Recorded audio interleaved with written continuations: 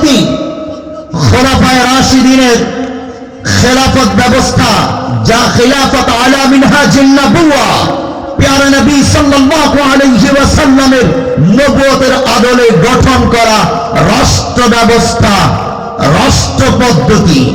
যদি একটি অনুকরণীয় ব্যক্তিত্বের কথা বলি, কাকে অনুসরণ করে আমরা আমাদের দেশ গঠন করব, আমাদের যুব সমাজকে ঐক্যবদ্ধভাবে ইতিবাচক কাজে দেশ ও ইসলামের কাজে লাগাবো, তার জন্য অনুকরণীয় একটি ব্যক্তিত্ব দরকার।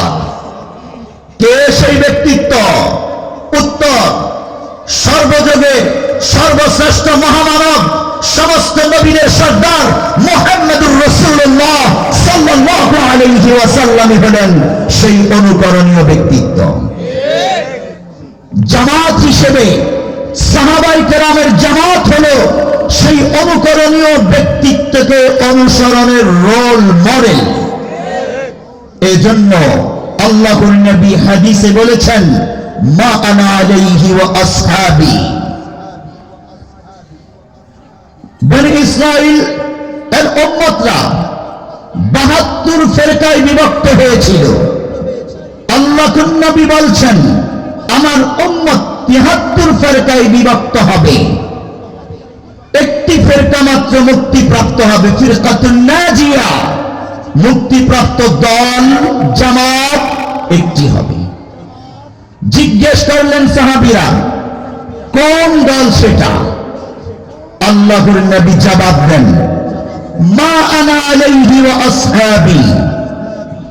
যেই পথ পদ্ধতি আদর্শের উপর আমি নবী মুহাম্মদ রয়েছি এবং যেই পথ পদ্ধতি আদর্শের উপর আমার সাহাবীরা রয়েছে, সেটাই হলো ফিরকাতুন নাজিয়া।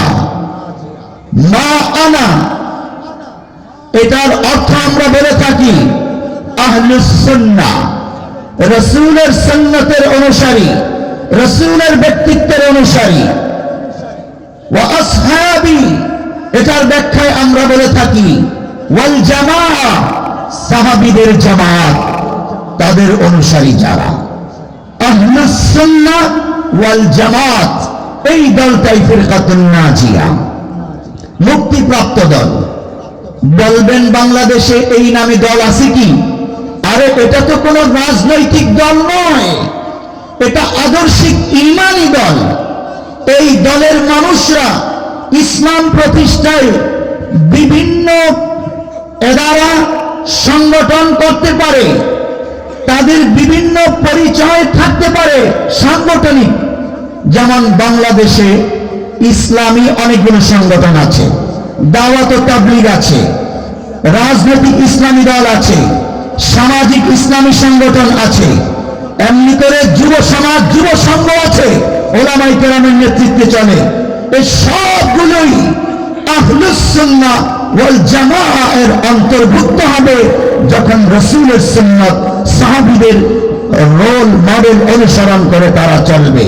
বাংলাদেশের এই ইসলামপন্থীরা এভাবেই আহলুস সুন্নাহ ওয়াল জামাআহ এর আদর্শের অন্তর্ভুক্ত, যদিও তাদের কর্মক্ষেত্র, দৃষ্টিভঙ্গি ভিন্ন থাকুক না কেন।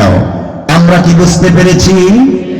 আমি যেই বিষয়ে আলোচনার অবতারণা করেছি, লম্বা চৌড়া আলোচনা করব না, সংক্ষিপ্ত আলোচনাই করব।